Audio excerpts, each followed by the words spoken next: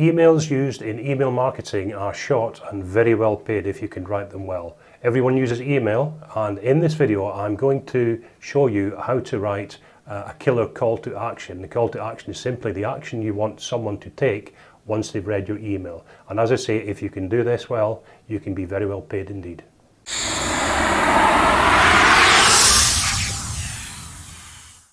Hi, it's Les, and if this is the first time on my channel, can I ask you consider giving it a thumbs up, give it a like, and subscribe, hit the bell notifications so I can send you more videos like this to help you.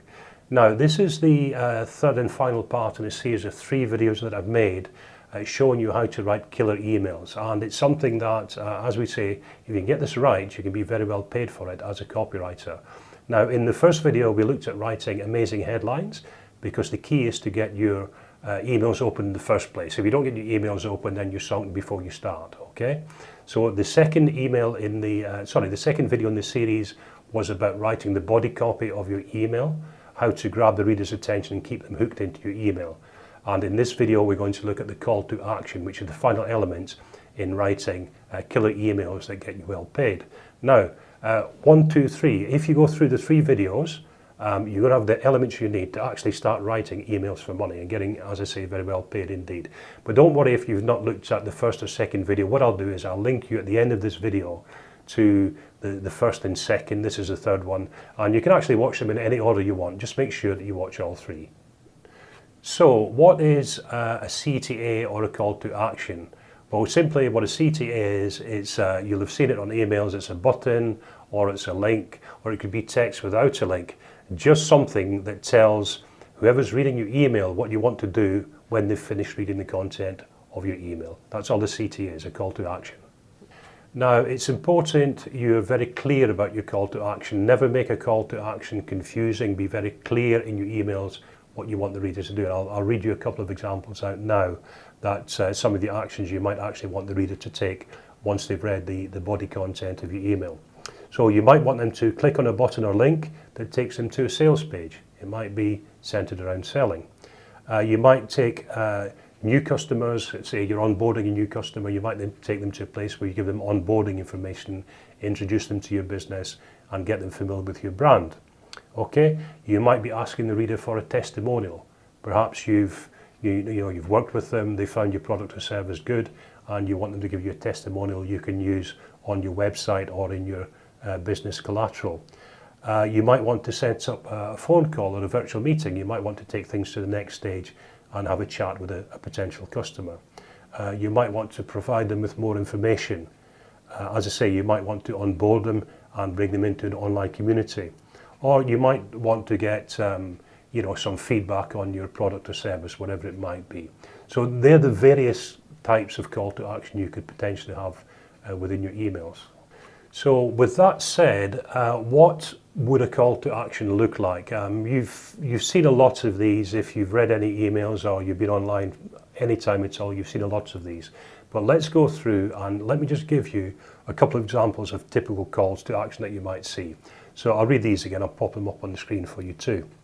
So a very simple call to action might be buy now. That's the most basic call to action you can get. Buy now, very clear what you want. Buy now, on the screen, call to action, okay? Another one might be find out more. Someone's curious, they want to find out more about your product or service. Another one, if you want to get people perhaps onto a list of some sort, or you want to connect more closely with them, connect now. Okay, connect now is a call to action. Another one, if you're giving something away, or there's a particular document, a PDF or something they want to get, you might say download now. That's another call to action. And another one is act now. All calls to action. Act now, call to action. Okay. Now let's look at some longer calls to action, because a call to action doesn't have to be so short. Obviously, sometimes you see on a button it's just like act now, buy now, whatever. But you can be a little bit more subtle about your calls to action. You can put something like a time-based call to action. So lose weight in just 4 weeks with a link. So someone who's interested in losing weight and they see lose weight in just 4 weeks, they're going to be interested in that if they're looking to lose weight. And the nice thing about that is you're actually using, and we've talked about this before, you're using a number in the call to action. You're giving them a time frame, and that's always a great thing to do, whether that's in an email headline or a call to action, is put a time frame around what you're telling them to do. So you're setting their expectations that within 4 weeks they're going to lose weight. And believe me, if you're desperate to lose weight, you're going to react to that call to action. Okay, and another one, again, we've talked about this before, is FOMO, FOMO, which is fear of missing out. So you can put something in a call to action like limited time offer today only. So that offer is available today only. Okay, and another one, just a third one, to give you some ideas of longer call to actions, is you can put something which is a USP, a unique selling point, or a unique selling proposition. Something like not available anywhere else. So the product or service is unique to you. You're telling them they can't get it anywhere else. Or you can say it's a unique opportunity today only. So you're using a unique selling point to promote your product or service and get the people to take action. Now, really important, listen to this one, guys. And I've seen this mistake loads of times in emails and in other copy as well, you know, on sales pages, on product pages, in all sorts of copy. I've seen this mistake. And the tip here is only use one call per action per email. Okay, think about that. Don't ask them to do X, ask them to do Y, ask them to do Z. The problem with that is too many choices leads to inaction. And if you put too many things in your email or any other piece of copy, and I see this all the time, I don't know why people do it, you're just going to confuse the reader. So very important, very clear call to action, make it very obvious, and put one call per action in each email. You only want them to do one thing per email. Don't ask them to do more than one thing. They'll get confused, and a confused mind or an overwhelmed mind won't take action. They won't do anything. Now here's another bonus tip, another bonus copywriting tip. Think about this one as well, guys. Think about putting a call to action in every piece you write, whether it's an article, an email, a blog post, whatever it might be. Okay, in some cases I accept it won't be appropriate, but think in terms of making it very clear. If you're writing a piece, it doesn't have to be an email, it can be anything. Make it very clear to the reader what you want them to do next. So just think about that. Perhaps putting a call to action in every piece you write. Even if you don't do it, think about it, because sometimes it's appropriate and sometimes it's not. But you know, you need to guide the reader in anything you write as a copywriter. You need to guide the reader, you need to be very clear, and you need to tell them what to do next. Another good one is putting urgency around your call to action. So as we were saying before, you know, put a time frame on, only available today, only available in the next 2 hours. Put some urgency around it, because it's been proven many times that urgency in a call to action gets people to act. And you'll have seen these countdown timers. I actually use them myself, the countdown timer. So you get that sense of urgency across. Act now, you know, or you're going to lose this forever. All right, so urgency is a good thing to put into emails. Okay, now, how do you measure a good call to action? Let's talk about that next. So ultimately, a good call to action can be measured via a click-through rate, or a CTR. Okay, now what is a click rate? What is a CTR?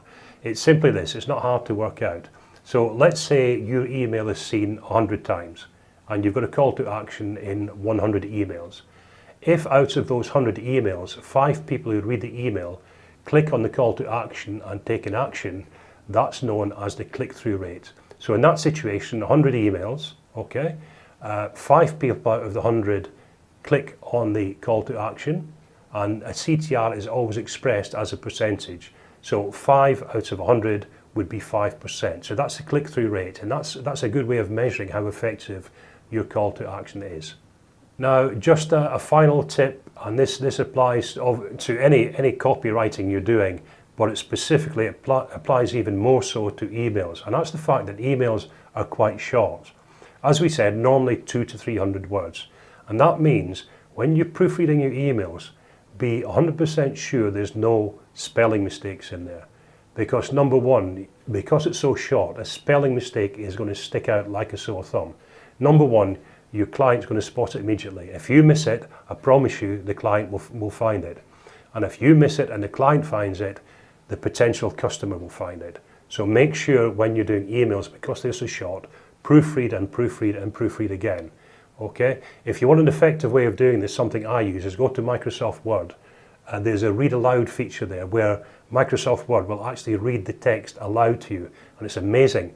When you've got someone, okay, it's a robotic voice, but when you've got someone reading the text aloud to you, you'll pick up on things that you would never have seen by simply reading the text with your own eyes. So go to Microsoft Word, use the read aloud feature. You'll be amazed what you pick up on your text. But make sure your emails are spot on, because any mistake in such a short text is going to get picked up very, very quickly indeed.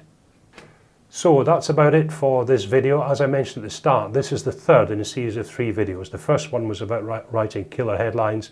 The second one was about the body contents of the email. And this one is obviously about the call to action 1, 2, 3. They're the 3 components of a killer email. And don't worry if you've not looked at the first or second one, you're on the third one, you can watch them in any order.